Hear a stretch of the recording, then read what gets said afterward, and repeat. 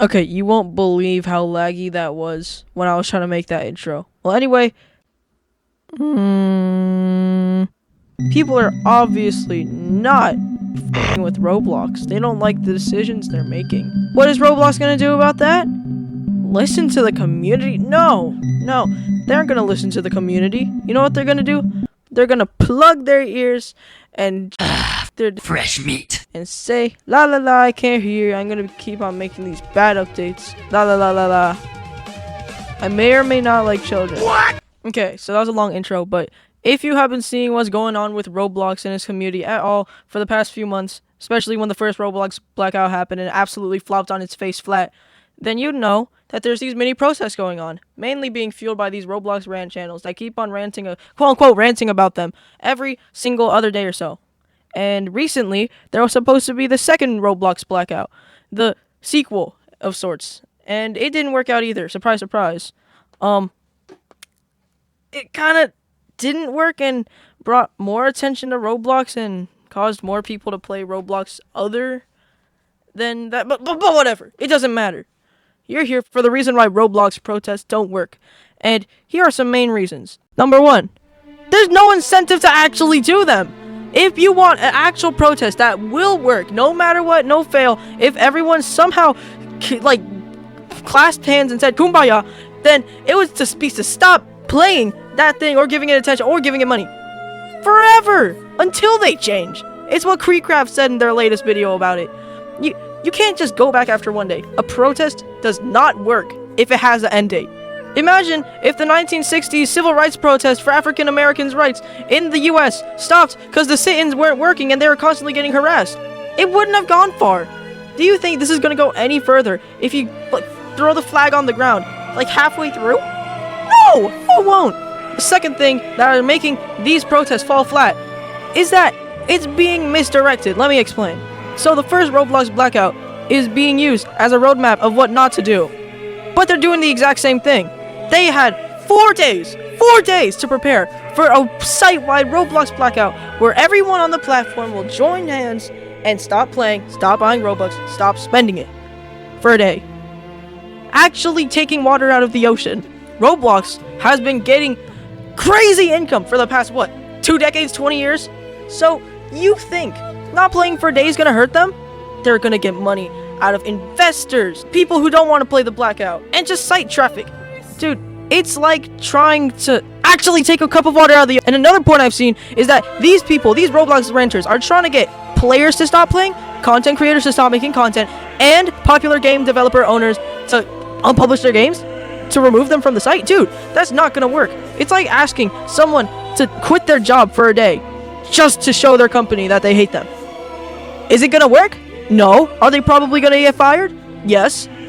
Dude, it's gonna hurt their game in the short term and the long term. Do you think that's genuinely gonna make them take their game off, their source of income? No, it won't. And also, I think some people forget that most of the players on Roblox are children. They don't have fully developed frontal lobes yet. They probably can't even think for themselves.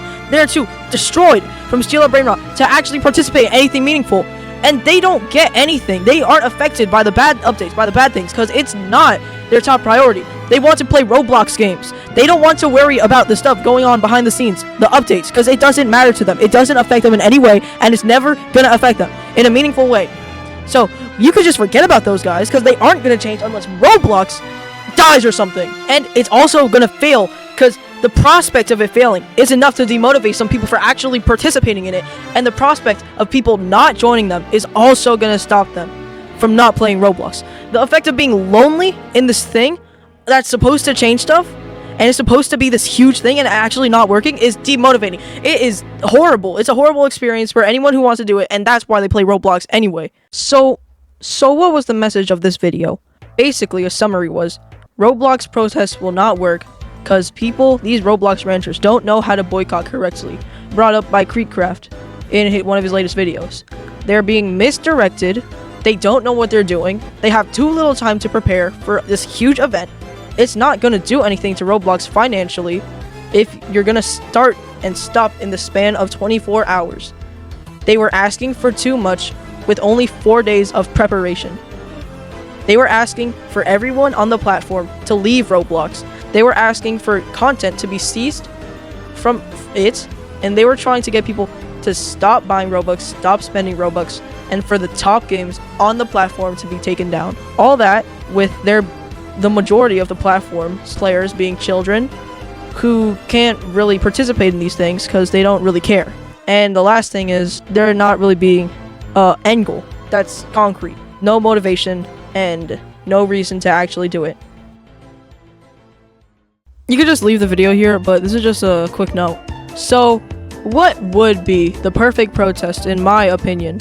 So the perfect protest would start off at least 1 or 2 months before the event happens, and it's going to be targeted towards the 13 or older age group of Roblox. It would recommend to those people in those age groups to not show their face or give any identification or any of their data to Roblox, who sells it off to third-party companies. Okay, it'd actually take 2 months, but the first month would be used to prepare and tell a lot of people about the protest and to actually put a motivation to it. So what that motivation is, I know it's gonna sound corny, and I know you have to bear with me here, but children are getting groomed, they're getting raped, and they're getting snatched off the sides of the street basically by pedophiles that run the platform and who get actively protected by Roblox. They're not doing anything about it. They're doing stuff for investors. Do you want to play Roblox in the way it is? Do you hate Roblox? Do you want it to become worse? The only way it's gonna become worse is if people allow it to happen, they keep on getting money, and nothing changes, and everyone stays. So if people leave, and they stop getting engagement, attention, or money from people, then their stock will plummet. I'm saying this because if it works, 55% of the Roblox's players are or above the age of 13, which would be very bad. And they'll actually realize, oh shit, I fucked up. And then they change, hopefully. But once they start changing, people hopefully won't come back, because you shouldn't come back. You shouldn't stop a protest because they changed one thing. They could as easily take those updates away. It's not going to be like the other Roblox blackouts that last one day that don't even work. It's going to last until they fully change.